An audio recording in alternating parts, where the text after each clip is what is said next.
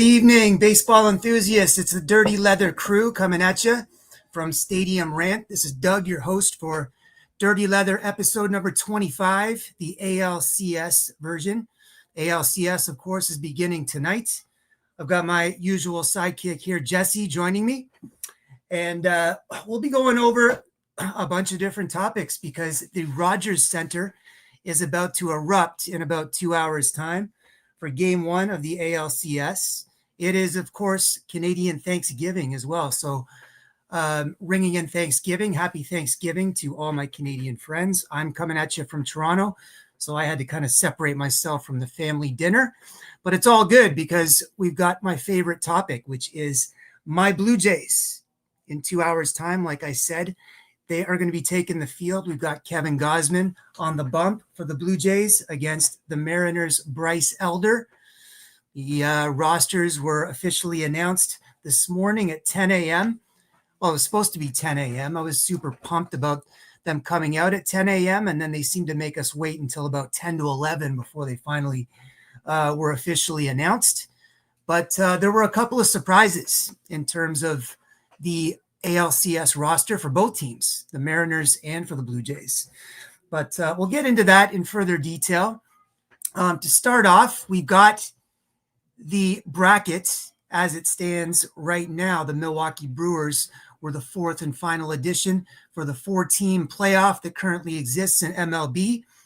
The Brewers, of course, took out the Cubs last night to make it in as, well, I guess we could probably say the fourth overall seed if you were to factor in all the teams across the AL and the NL. But that's where we stand. So exciting times. I know Jesse, my man, is still slightly disappointed, or maybe slightly is an understatement, with what happened at the conclusion of the ALCS last Wednesday. And I'm willing to bet that that probably factors into his rant. So Jesse, if you want to go ahead and take it away with your rant to get us started, go ahead, buddy. Yes, I will happily take it away with my rant for this week. The Yankees are not a very good team when it comes to playoff baseball, unfortunately. And that has become apparent as in pretty much every single season that's been played. I wrote an article on Stadium Rants, I believe it was on Friday, talking about why the New York Yankees failed spectacularly in the ALDS. And it really comes down to one thing. They really don't have a third or fourth gear. Whereas some teams have a third gear where if their offense gets cold, their pitching gets hot, or in their fourth gear, their pitching gets cold, but their offense gets hot. The Yankees have this problem where it seems like they like to get cold at the same time, but they also like to get very hot at the same time. And unfortunately, if you want to talk about, I kind of compare baseball teams essentially to like vehicles. You got your first gear, you got your second gear, you got your third gear, and you got your fourth gear. The Yankees right now only have two. And the second gear, unfortunately, for Yankee fans, that's Aaron Judge. Because when you look at the American League Division Series and all the players that played in the games with more than 10 at-bats, Judge was the only one that hit above 300. Ryan McMahon was the second one, but he was borderline 300. Everybody else was below the Mendoza line. So according to the stats, he was 9 for 15 with a home run and 6 RBIs. Mm-hmm. When you take Aaron Judge out of the equation, that team's batting average for the American League Division Series falls below the Mendoza line. Their on-base percentage, falls below 300, and their slugging OPS falls to nearly 600, maybe even below that. So you have a team here that is really hinging on one guy. And if something happens to him, especially in 2026, guess what? Now you're struggling to have a second gear. But it's not just Aaron Judge as well. It's not just the fact that Aaron Judge is essentially carrying the offense. And it's not just the fact that Stanton, Volpe, Ben Rice, Jazz Chisholm did not show up.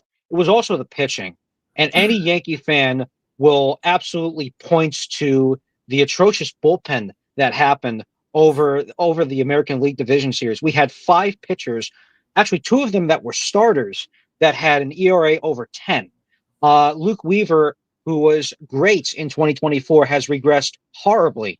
He only got one out in 2 games appeared and had an 81 ERA, which is catastrophically bad. And people were essentially calling for him to be taken off the championship series roster if the Yankees advanced that far.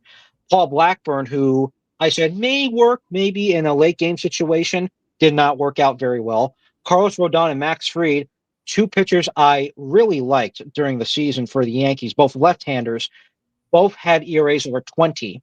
They only had 5.1 innings pitched combined and had a combined ERA of about 22. So it was not very good. Um, Will Warren, who was put to the bullpen, may have acted as a spot starter if needed, only pitched 4 2/3 innings and had an ERA of 11.57. Anywhere else that you looked, the bullpen was not relatively good. The only real players that did show up, there were 4 of them. So there was a chunk, but it really wasn't used that well. Cam Schlittler, again, had a really good game He did. in game 4. He's really, really proven himself to be the starter for next year, maybe a number 3 starter at best, maybe a number 5 starter at worst, behind Garrett Cole, obviously, or behind another free agent signing, pitcher signing, if the Yankees choose to go that route. Camilo Doval pitched relatively well through 3 games, only 2.7 ERA. David Bednar, and people really have seemed to kind of sleep on him during the postseason, despite the fact that, again, the Yankees were not really good.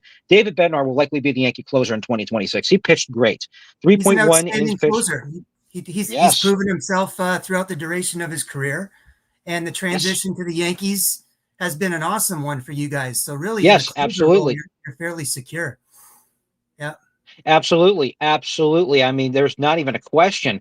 David Bednar will be the closer. And even Tim Hill, the 35-year-old lefty, pitched relatively well out of the bullpen, too. So you do have some bright spots to work on, but it's the offense that has not been able to kick it into gear or supplement the pitching when it needs it the most. They all get cold at the same time. Now, the question is, who's going to get fired from the Yankees? I have no clue. It seems like Aaron Boone is going to stick around for at least another year. Brian Cashman is more than likely going to stick around for another year or two, which, again, I don't know the rage against Cashman. I think he's been a decent GM throughout his entire tenure.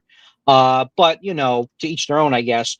Yeah, Yeah. you can argue about Bryce Harper and not getting Manny Machado when he was on the market being traded from Baltimore, so on and so forth. So there are some good things that did come out of the division series. Again, Judge looks like he's not going anywhere. Schlittler has proven himself to be a really, really good pitcher and a fantastic starter.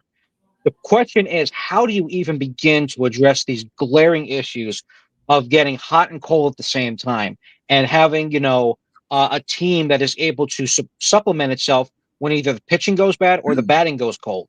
That's the question for the Yankees. I don't know how you're able to do it. I don't know how they're going to be able to do it. And it seems like, indications point that they might run it back for the most part in 2026. They might make a big splash in 2026, especially for their pitching staff and maybe their bullpen. But again, I was really disappointed with the Yankees, to put it lightly. And I think that's even still understating it. That was not a very good series. And I think the Yankees' weaknesses were horribly exposed. They can't really they can't really get it when they do get it together, it's very brief. Or when they get cold, it's very long. And we saw it in game 1 as well, where it was a very close game right up until about the 5th or 6th inning, and then the bullpen fell apart. Yeah. And then in game 4, Schlittler again pitched really good. The offense didn't show up at home. So the question is, how do you jumpstart this offense? This has been a major problem for the last couple of years, and that's the reason why they keep exiting the playoffs or the postseason in such early fashion. So that's my rant, but the Yankees really need to step it up during the offseason. Yeah, I feel your pain, Jesse, but I wonder sometimes, at what point are you satisfied with the New York Yankees season? Because, you really had the high, like you talked about, when the team is really on a run, and you had that high of beating the Red Sox in really an amazing game. And the city of New York rallied behind Cam Schlittler and that amazing performance of his. But then you ran into the Blue Jays, and I don't want to live too much in the past with this dirty leather hour that we have right now, but we will address it. I really believe that the Blue Jays were just a better team, because I can tell you that in terms of depth, the Blue Jays had it. The Yankees did not. In terms of just offensive presence, now, Judge, of course, instilled fear. Now, every time he came to the plate, we're thinking, do we pitch to Judge? In high leverage situations, sometimes you had to pitch to him. Other times, of course, they walked him. That bomb that he hit off Louis Varland is one for the ages. I mean, that was a belt high, like belt to chest, inside four seam fastball that was 101 miles an hour. And Judge turned on it and hit it, up into the third deck, and it hit the foul pole. We were just hoping that it would go foul. It didn't. Had it not been for that home run, it would have been a sweep, right? The Blue Jays would have swept the Yankees. Now, from my perspective, I'm kind of a fringe Yankee fan, believe it or not. Like, I live and die with the Blue Jays, but if the Blue Jays aren't in it, I'm very much interested in what the Yankees do. I find it just captivating. I also listen to a couple of podcasts, one being Yankees Unloaded with Gary Sheffield Jr. I find that to be a really awesome podcast, right? So shout out to Yankees Unloaded if you off chance happen to be listening tonight. But I have to look at it from a fringe Yankees fan point of view and think that really your season overall, it was a success.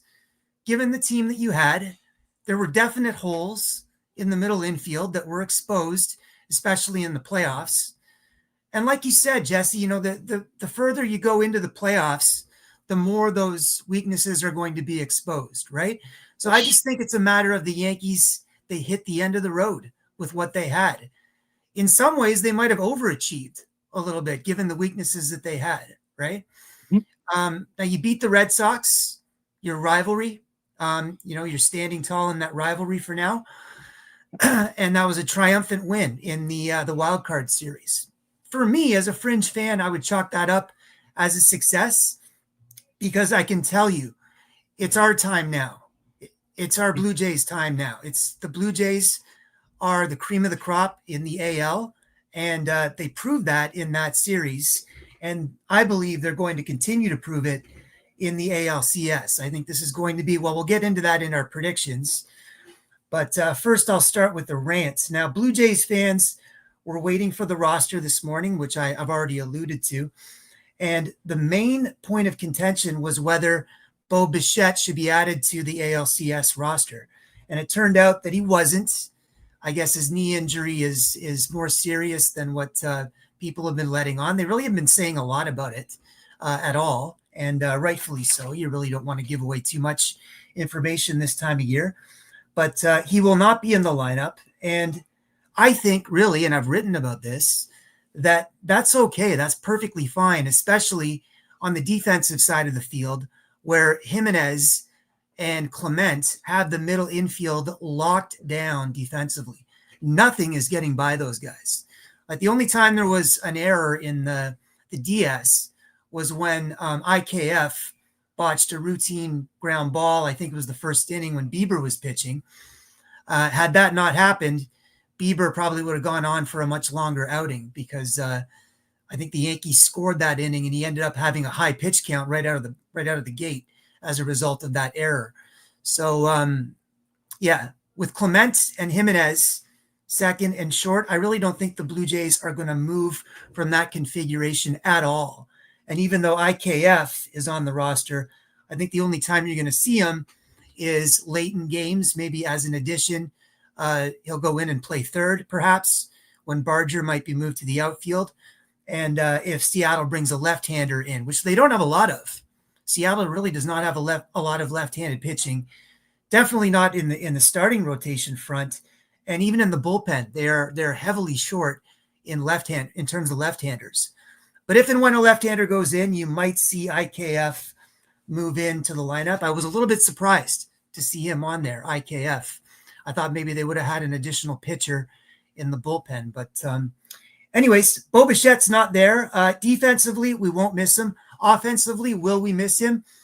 Of course. I mean, he's one of the best hitters, in the game. He was leading MLB in hits right up until the end of the season when I think it was Bobby Witt Jr. who eventually surpassed him.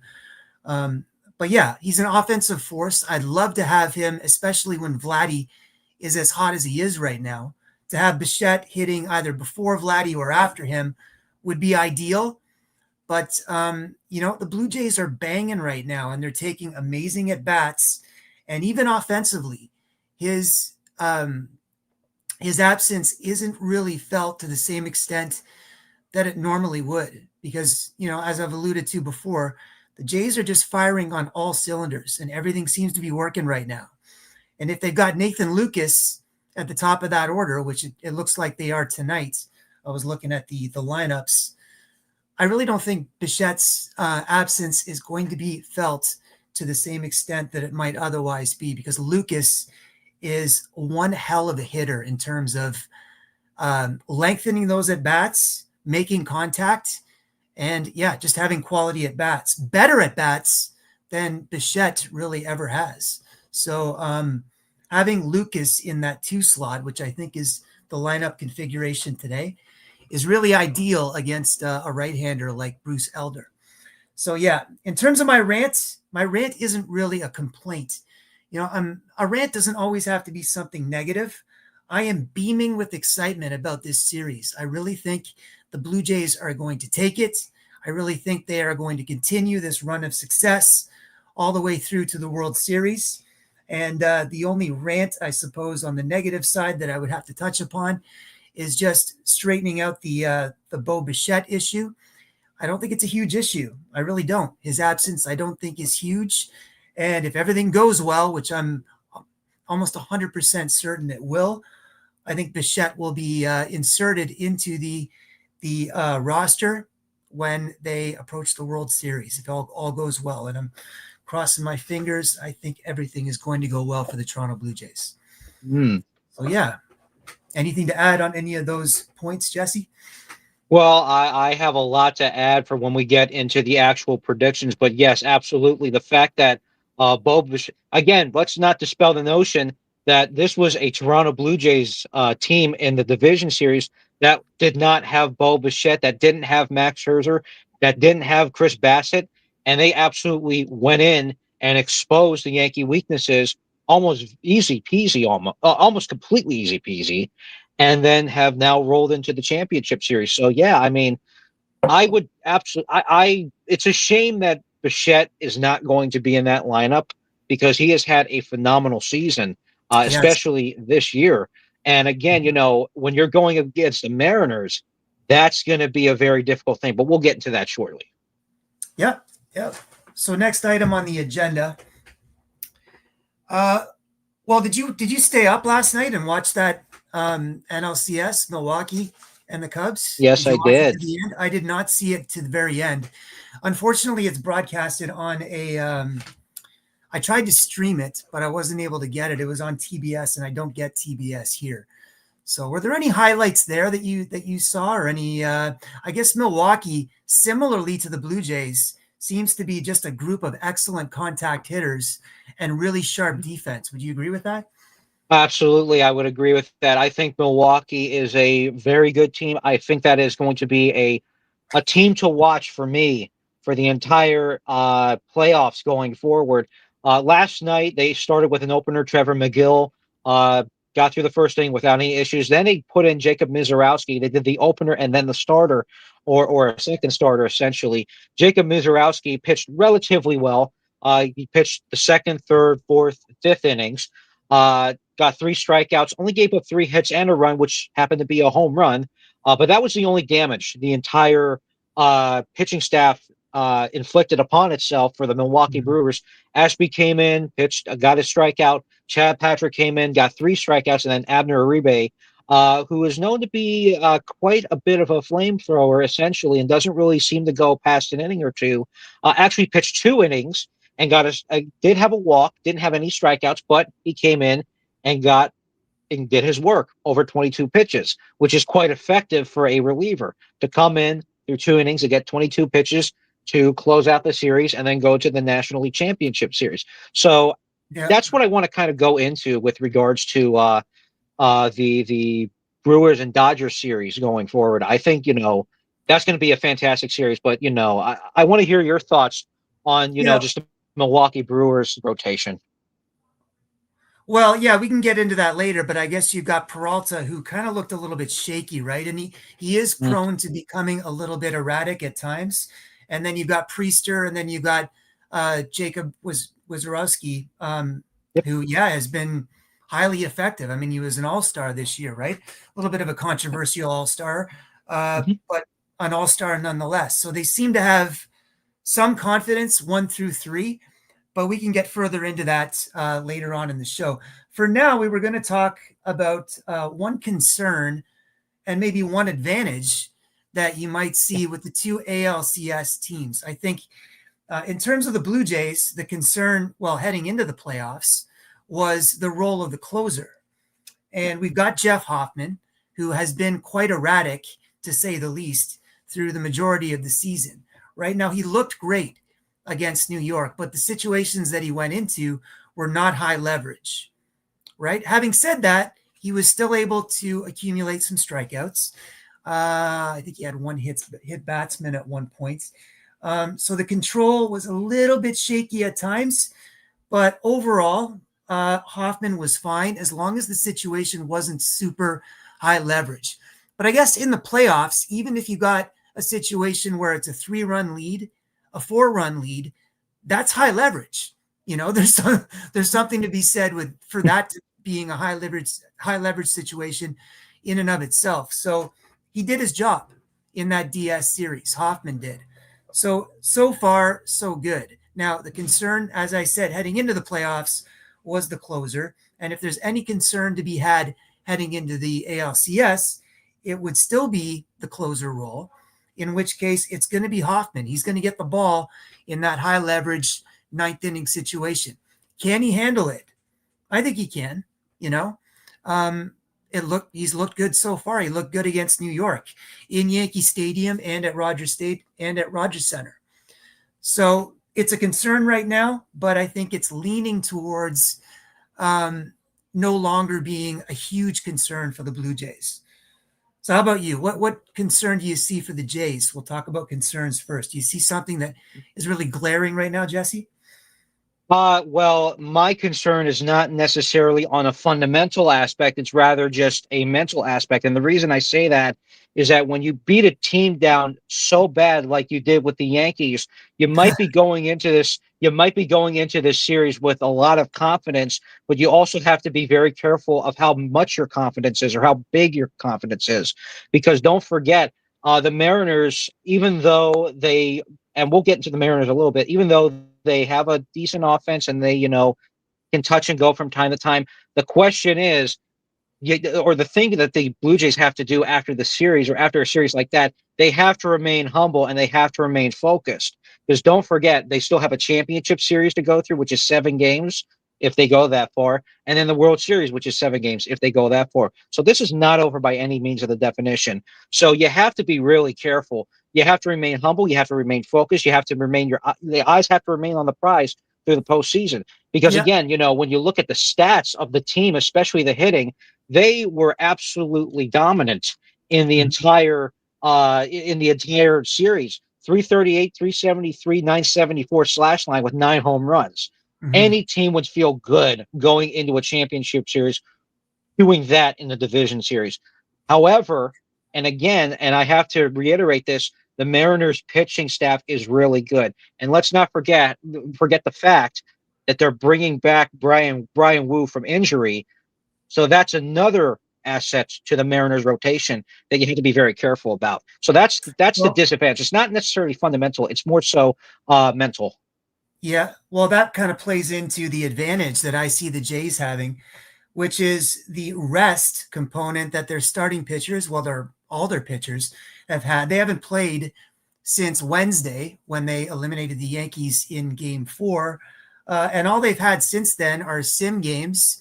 I think Max Scherzer threw a sim game on Wednesday. It must have been at Yankee Stadium, probably in the afternoon. He threw 95 pitches, which led me and most informed fans to believe that they were prepping Scherzer up for a potential start, either, well, not in the DS, but they were prepping him for a potential start in the ALCS. And now Scherzer has been added to the playoff roster, and so has Chris Bassett. Now, apparently on that Wednesday sim game, Bassett threw 40 pitches, which would sort of indicate that he's being prepped for a long relief role, right? Mhm. So they've prepped Bassett, they prepped Scherzer for specific roles heading into the ALCS. But that entire pitching staff is very, very well rested. And Gosman, in particular, has shown that when he's pitched on at least 5 days or more, he's been highly, highly effective. So that splitter and the spin rate on his four seamer has just been like lights out. So when Gosman's at his best, he's only got 2 pitches. But when he's hitting his spots and he's at his best, he's very, very difficult to hit. And he definitely showed that against New York, right? So you Mhm. got a well-rested pitching staff. And with the Mariners, I mean, they're coming off a marathon of a game, a marathon of a series where they just had that one day of rest, really, right? So they can't start Kirby. They can't start Gilbert. They can't start Castillo. So they got to go to Elder. Is Bryce Elder an ace? Far from it. Far from it. Is Brian Wu an ace? A case can be made that, yeah, he could be. Yeah, he is. Brian Wu's, one of the better pitchers in the American League. He's coming off injury, so who knows how, effective really he's going to be. Those Mariners pitchers threw a lot of pitches in that DS series. The pitch count was huge across the bullpen and their starters. So I would say the advantage in terms of the pitching staff has to go to the Blue Jays, right? Mhm. So we talked about concerns, we talked about advantages. So I would say advantage Blue Jays pitching across the board. How about for the Mariners? What's your concern? I'll start with the concern would be the whiff rate. The strikeout rate is enormous. They're 1 through 4, and even beyond that, those guys strike out a ton. And I'm not just talking about Tariq Skubal striking out 13 over 6 innings, which was how unbelievable was that? I mean, it wasn't unbelievable because it was Tariq Skubal, but still, nobody has ever seen that before. So just an incredible effort from essentially the best pitcher on the planet, right? Yeah. Yeah, so 13 strikeouts across 6 innings. But even though it was Skubal, they took some horrible at bats. They really did. The Mariners did, right? Fooled terribly on the off-speed stuff. Now Skubal's got an incredible mix of like 100-mile-an-hour fastball and a changeup that comes in, 10 to 15 miles an hour below that.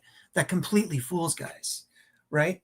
But the Mariners have never seen Trey Savage, and we saw what he did with the New York Yankees. So I don't expect that strikeout rate to improve by any stretch in this ALCS. So the concern are the strikeouts. Shout out to Josh Naylor, Toronto's own, from the GTA, Bo Naylor, Josh Naylor, and Miles Naylor, who's coming up in the Oakland, or not the Oakland, the Sacramento athletic system. Josh Naylor was really the only one that I saw who took quality at bats and was really stretching out the pitch count and fouling off pitches. And he had that clutch double the other night and then cashed on a sac fly from Mitch Garver. Yeah, so those at bats, the strikeout counts has really got to improve if the Mariners want to go anywhere in this series. Now, I know that lineup can do hella damage, especially Cal Raleigh, Eugenio Suarez, Julio Rodriguez. But man, oh man, do those guys ever strike out, and they can get into a rut where they strike out 3-4 times a game. So, yeah, that would be my concern. How about you on the concern side for the Mariners, Jesse? Actually, I would agree with you on that. I think strikeouts are going to be a large, large concern for this team. When you look back at the statistics for the American League Division Series, over 184 at bats taken by the team, 58 strikeouts, 19 walks. So they do draw some walks, but they do have a tendency to strike out a ton. And that leads to a lot of unproductive outs, a lot of unproductive statistics. They only had a 207 batting average and an OBP of 292 under 300. So this team has an issue with striking out and having issues with getting on base, not just in terms of, hits, but also in terms of walks as well, it seems like. So there might be an issue there. And again, when you look at the statistics, of course, Tariq Skubal pitched twice, and he had 22 strikeouts across 13 innings throughout that entire series. I mean, Tariq Skubal is likely going to be a Cy Young winner, but that's a discussion for another day. But when you're getting fooled by guys like Casey Mize, and you're also struggling to hit Jake Flaherty. You won that game, but you struck out 8 times as well. You did walk Yeah. 6 times, so that did help you. But when you're also getting fooled by the likes of Troy Melton, when you're getting fooled by the likes of Kiter Montero, even Will Vest, even though Will Vest is a fantastic closer and he does have some very good moments in him, the you're not going to have a really good time, unfortunately. Yeah. And you're going up against Shane Bieber, who is, I believe he was a Cy Young winner or a runner up to the Cy Young. He did You win, and have, he did win in the strike shortened season of yep, not strike shortened, COVID shortened season of yep, 2020. He was the AL Cy Young yes, winner for Cleveland. yeah. So you have a former Cy Young winner. You have Trey Savage, who seems to be Toronto's own version of Cam Schlittler. You have Max Scherzer, who we know can perform in the postseason. You have Kevin Gausman, who is very, very, very, very good and could be very, very dependable in the postseason. And you have a bunch of other players that you could use. So and you have Chris Bassett too back. So that's another thing. You have 5 starting pitchers that you can use. And Well, when you look at the Mariners, oh, go they ahead. won't they won't start Chris Bassett on the road. There's no way. It is remarkable how good he is at home compared to on the road. Like he's atrocious on the road in Yep. comparison to how effective he is at home. So if he's going to start, it's going to be at home at the Rogers Center. So we'll see how stretched out the starting rotation ends up being, and whether or not he's used in a relief role in the first couple of games as to whether or not he starts. I'd be Yep. surprised if Bassett starts. I think Scherzer's probably got to start on the road, but we'll see. We'll see how that works out. Yep. Yeah. Yeah. So we're going to talk about yeah. So the Mariners, the positive, the advantages that the Mariners might appear to have. I'll tell you what, if the Jays pitchers don't hit their spots, which did happen at certain points throughout the season, if the pitchers do not hit their spots, uh, the Mariners will just feast on mistakes. We've seen that. Like these guys are home run hitters, similar to what the Yankees were really at when the Yankees were at their best throughout the course of the regular season. These guys can flat out hit bombs. Suarez, Polanco, Raleigh, of course. Naylor can hit home runs. Rodriguez had over 30 home runs. So if mistakes are made, the Blue Jays pitchers are going to get into trouble very quickly. And there were some concerns with Bieber in that game 3, in that he really wasn't hitting his spots very well in the first 3 innings. And he got away with some major mistakes. I think against Stanton, Stanton had like a base hit when normally I think he left a 4-seamer out right in the middle of the plate, and Stanton hit it for a line drive single that was something like 110 miles an hour off the bat. And it should have cleared the fence and been way out of the yard. And we were lucky we just got a single out of it. But Bieber was not doing a good job of hitting his spots, surprisingly. So in the ALCS, the Blue Jays are going to need Bieber to be a lot more precise in terms of living on the perimeter of the box. And that's when, obviously, when he's most effective. So, yeah, I would say the power bats. Now, in terms of precision and throwing strikes, I don't see anybody better, really, than the Mariners staff. Like, pinpoint control is their jam, especially George Kirby. As good as Skubal threw in that marathon of a decisive game 5, George Kirby threw almost equally as well. And he had pinpoint control, and that guy just never walks people. You can see it. He just hates throwing balls. He despises walking guys. And he might be the preeminent strike thrower in the game today. Absolute perfect control. Now, Logan Gilbert is not far off as well in terms of his control. So that whole starting staff seems to pride themselves on their ability to throw strikes. So amazing strike throwers. And in the bullpen, you got guys like Matt Brash, and then, of course, Munoz at the back end, who just seem to have pinpoint control. So the Blue Jays are going to have to continue those amazing at bats that they've had, fouling off pitches, because these pitchers do not miss, right? They don't miss Mm-hmm. very often outside of the zone. So yeah, advantage Mariners in terms of precision and their ability to throw strikes. So really, there's two cards there that the Mariners seem to have that the Jays don't really have to the same extent. Yeah, definitely. I mean, I'm going to follow up on that. I would say that both teams have fantastic rotation, both rotations and bullpens. Let's start with the Blue Jays first and foremost. The Blue Jays, we know, of course, we're going to go back to Trey Savage again, Toronto's version of Cam Schlittler. Pitched really well in the ALDS, has fantastic stuff. Yankee hitters were full the entire time, so he's likely going to be, if not lead, he's definitely going to be the second for this team, or depending on how they structure it, Moving game forward, two, yeah. game three, whatever they want to do. Yeah, especially moving forward too. Um, Again, this rotation pitched really well against the Yankees. Bieber did have some issues, but we know Bieber can pitch really well when he is on point. Mm-hmm. Uh, Again, your Savage stepped up. Kevin Gausman also stepped up as well. So they should be able to handle the Mariners if the batting does not approve for the Mariners. That's the thing. That's really going to be the X factor. Can the Mariners hit the ball a little better? Can Yeah. they go out and get some singles, get maybe some doubles on top of it too, not strike out as much, maybe work the count a little bit to try to get some walks? What can you do? How can you do it? There are ways they can make this a very interesting series. However, when you come off a performance like that against the Tigers, who were collapsing at the end of the year, that's going to be Mm-hmm. hard to do. Now, for the Mariners, I would even say the same thing with regards to their rotation. Again, I think their rotation is very strong, at least on paper. You have Brian Wu, who's coming back. You have Luis Castillo, who can pitch really well. You have Logan Gilbert, same thing. Kirby, same thing, even though he can, be touch and go. You do have, I believe you have Emerson Hancock if you want to bring him up because he can act as a spot starter if you need it.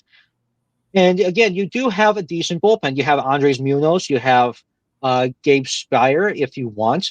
You also do have Matt Brash, Yeah, who's from your vicinity, Doug. Um, that's right. and he's they have a lot of players in that bullpen that can help and complement the starting rotation. So this, if the pitching staff is able to keep Toronto's offense limited, it's a series. If they can't, then it's going to be a blowout. However, I do believe that at least game one or game two, depending on how they structure the rotation, whether they put Brian Wu for game one or game two and put Luis Castillo for game one or however they want to do it, um, it's going to be an interesting first two games, and that's really going to set the tone for the series. If the Mariners can keep the offense for Toronto low and can also, boost their offense, it's a series. If not, it could be over very quickly. But again, both Mariners and Blue Jays have really, really good pitching staff. They really have decent pitching staff set up. Yeah.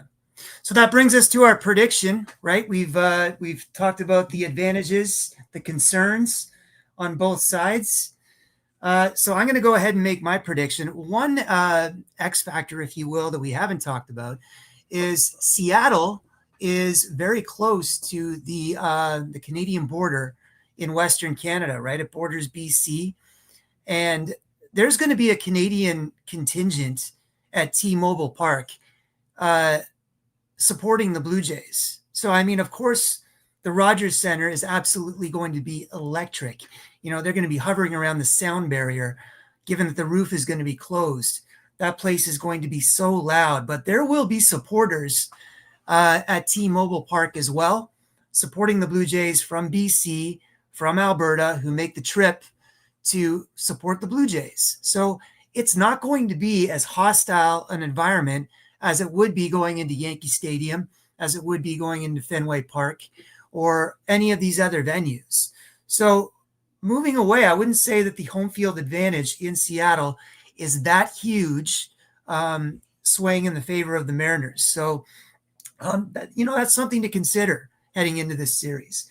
we talked about how well rested the Blue Jays pitching staff is in comparison with the Mariners. Even though Brian Wu is coming off of extensive rest and rehab. So factoring all of these things in, my prediction is the Blue Jays in 5. I'm going to go the Blue Jays in 5. I think the Mariners offense will probably erupt in one of the games. You know, Cal Raleigh has been a notorious Blue Jays killer over the years, but if they can contain him, similar to how they contained Judge in the Yankee series, then I think everything weighs in favor of the Blue Jays in this series heading into the. They have the momentum. They certainly do. So that's my prediction would be the Blue Jays in 5. And if that's the case, then they would be clinching this and sealing the deal in Seattle.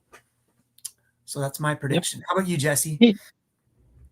Yeah, so my prediction, to be honest with you, I have it a little longer, not to all 7 games, but I still believe that the Mariners offense can be really, really good at points.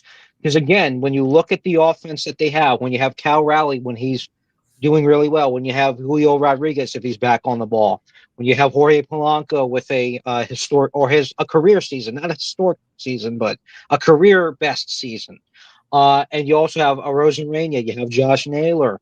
You also do have Dominic Canzone as well, who I'll get to in a moment later in the show.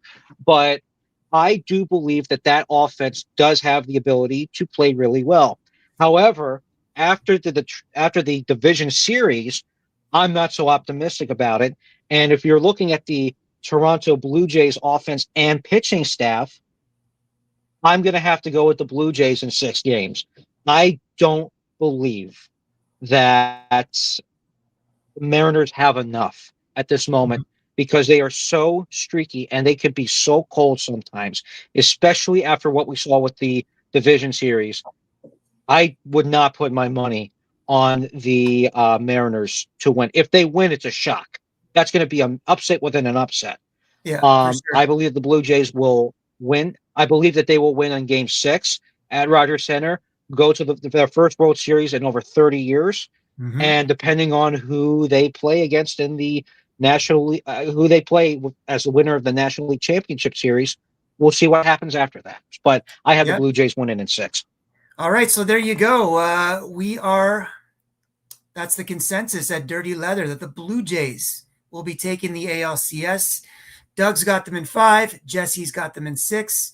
Now, just quickly, we wanted to talk about an impact player, maybe a lesser-known impact player potentially for each of the teams in the ALCS, and then we'll move across to the NLCS. I think you just talked about one there, Jesse, and we're actually I had the same guy. So Dominic Canzone with the Mariners could potentially be an impact player. Let's get the graphic up here. So for the Mariners, there's a couple of guys that they included on their ALCS roster who really could be surprisingly impactful. And Canzone has 11 home runs and 70 RBIs across the course of the season. He was also a 300 hitter. So he's in the DH spot tonight. He's a left-handed hitter going against the righty Gosman. So he's a sneaky, powerful hitter and takes quality at bats. So like Jesse, I had Canzone. Is that who you had as your potential impact player for the Mariners?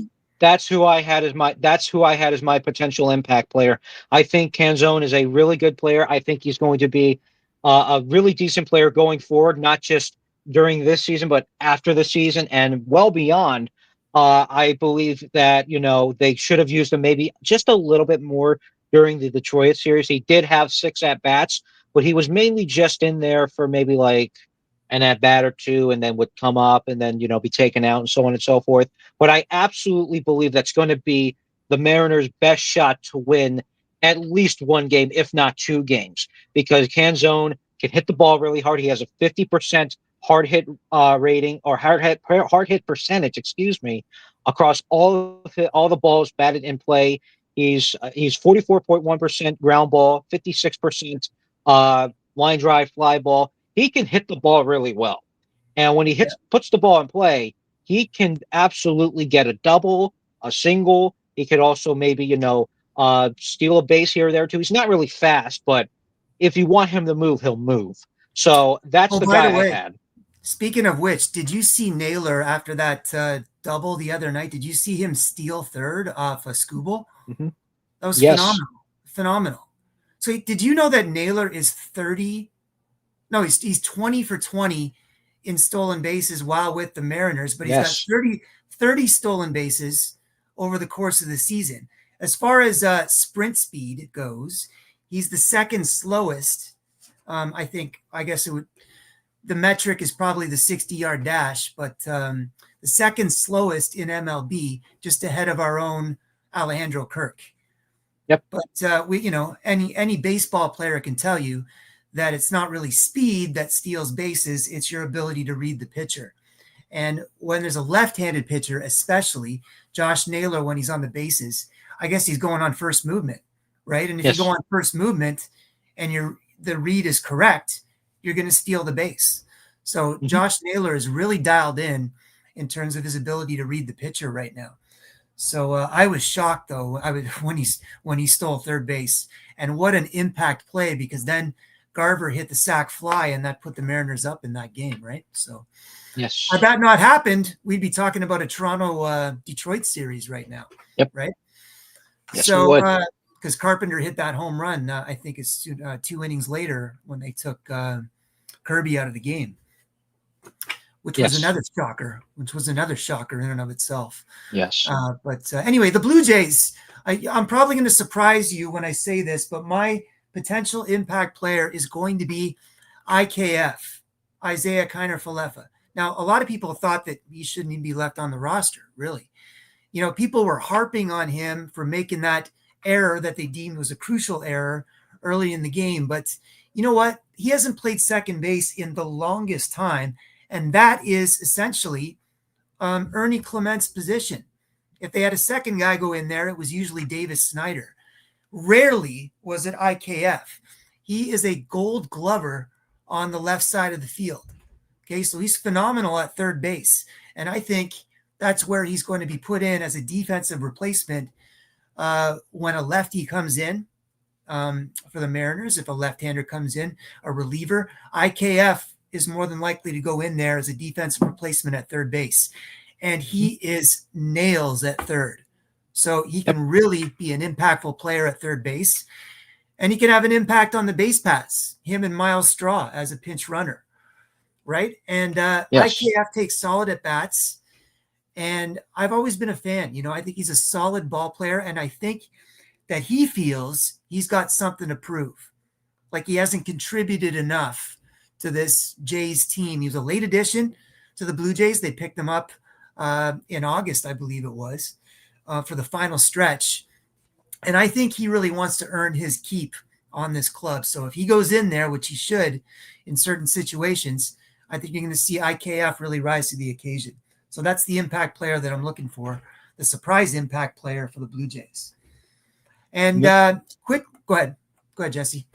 Yeah, I just wanted to chime in with my own player. I think, outside of IKF, I think Addison Barger might be one to watch. I think people are sleeping on him. I think he is a very good third baseman. When you look at the statistics, when you look at the actual sabermetrics, as people call him now, he actually can do really good damage. He has a 51% hard hit rate this year alone, and that's a jump from 39% last year. Now there's a little bit more of a sample size this year from last year, but he can hit the ball really well. He also can hit the ball. He also has about an equal split between line drives and fly balls. He can also find the holes with his ground balls. He's a really good hitter that could absolutely utilize both his side of the field and the center part of the field. Some of the time he'll go to the opposite part of the field. He'll go opposite. But I think people are sleeping on him. I think he could be a very pivotal player for this lineup, and I think he can absolutely give Toronto a needed base play or a much needed base runner. That's what I was trying to say in this situation because I think he's very good. I Well, think I he do can hit the too. ball really well. Yeah, Yep. I'm a huge fan as well.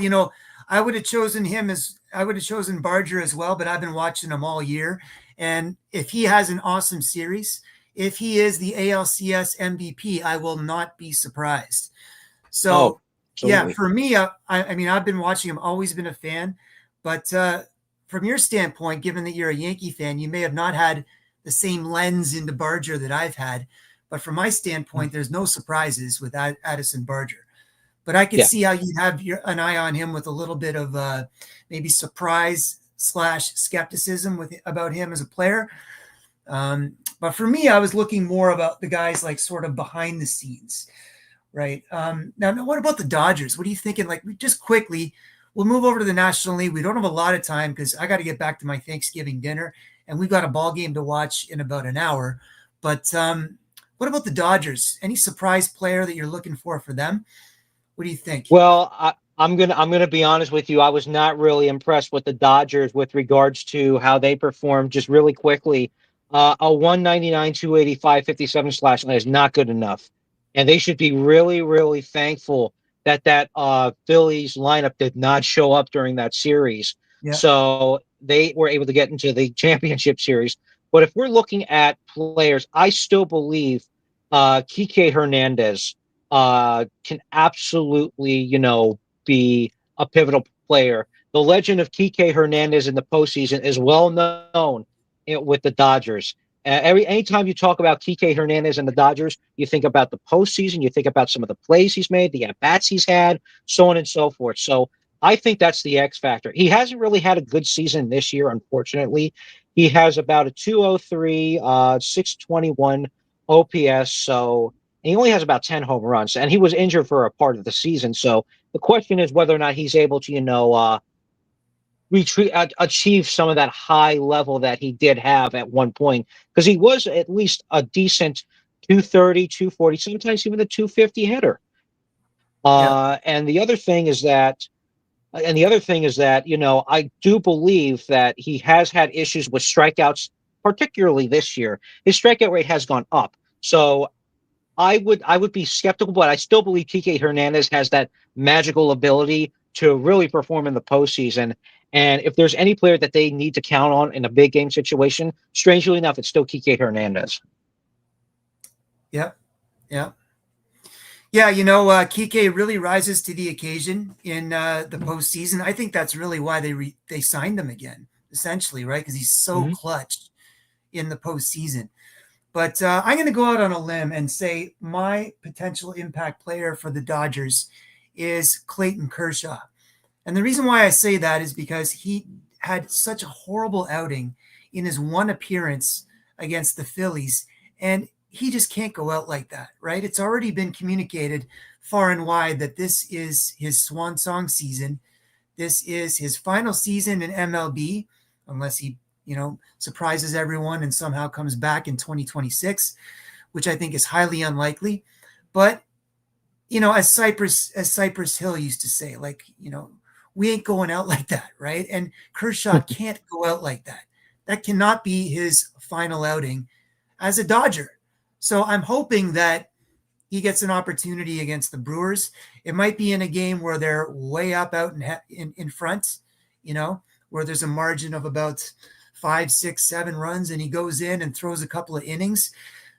But I just want him to have an inning, a successful inning or two. And that's what I'm looking for from the Dodgers. And I really hope it happens. I think that'd just be nice for baseball, right? To see Clayton Kershaw go out the proper way. So that's what I'm looking for. Is that an impact performance? Probably not, but that's just something that I've kind of got my eye on. In terms of the Brewers, the impact player I'm looking for, and I'm going to say it's impact because it's sort of out of character for this player. But Bryce Terang hit an absolute bomb last night against the Cubs. So Bryce Terang, I'm going to look to really carry that momentum against the Dodgers and be a catalyst. If the Brewers have a chance, Bryce Terang is going to have to be the man and hit for power, not just get on bases and wreak havoc, but hit the odd home run like he did in that Cubs series. So I'm looking for him to kind of continue that the just the great at bats and flashes of power that you don't normally see from him. I'm hoping to see that again against the Dodgers. Would make for a really interesting series if we do. How about for the Brewers? Anybody stand out for you? Well, I would absolutely. This might be a little bit more mainstream, but I still believe he is a good player. Caleb Durbin is one to watch. I think he is a fantastic hitter. When you look at his regular season statistics, 114 hits to only 50 strikeouts, which is a great number to have 2 hits to 1 strikeout and have 30 walks on top of two. It's a little light on walks, but he can get on base. He can hit the ball really well, 25 doubles with 11 home runs. He can also steal really well for a second baseman, 18 stolen bases, 6 caught stealing. So he is about 750 in that department, or 75% in that department.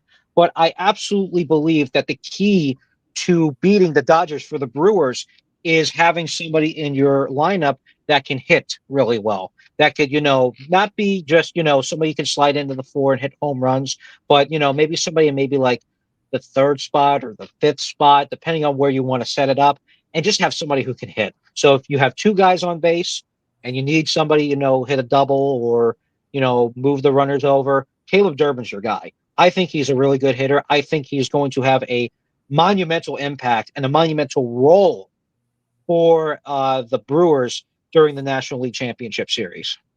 Mm-hmm. Yeah. Yeah. Great points. Great analysis. As always, Jesse. I'm just going to show these comments briefly. So we got a few fans chiming in. Tonight will be a scrimmage game for the Jays in preparation for the World Series. Wow. So riding confidence. We did speak about that humility piece. Okay. We know the Rogers Center is going to be totally electric, but you got to stay humble. You got to stay humble, right? Blue Jays fans, you got this. Just a little slice of humility, hang on to that. Don't want to be too cocky. The Mariners are a good ball club. We also had Seattle is battle tested. Toronto is not. We'll see what difference that makes. Solid points. That 5-game series, you could say that the pitchers are kind of strung out. They've thrown way too many pitches. Everyone's exhausted, but sometimes that really works in a team's favor. So Yes. maybe that little hiatus, it could come back to haunt the Blue Jays. Who knows? Yes. So yeah. And just to kind of chime in on that, that's one of the reasons why, again, I stress the humility point as well.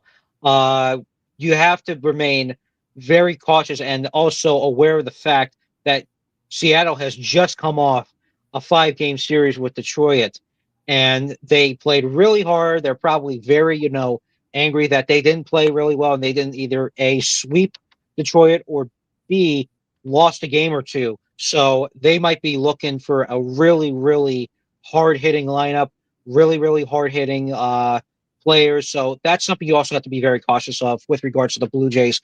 The Mariners could play really, really hard. And, if they make adjustments to their lineup and adjustments to their hitting, we have a series. Yeah. The playoffs are like a treadmill, right? Seattle's still on that treadmill. Toronto had to hop off the treadmill. Now they got to hop back on. Yep.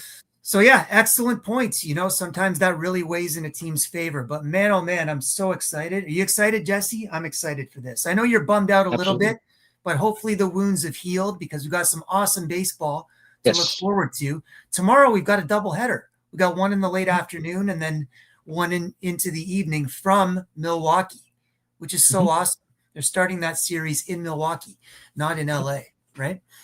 So great games ahead, and we will see you next week for what will be a full analysis of, I think we'll be probably 3 games deep into both series. So exciting times. Jesse and I want to thank everyone for your comments tonight and your likes here at Stadium Rant, and we'll see you next Sunday for another episode of Dirty Leather. Enjoy the games, everybody. Bye for now. Take care, everyone.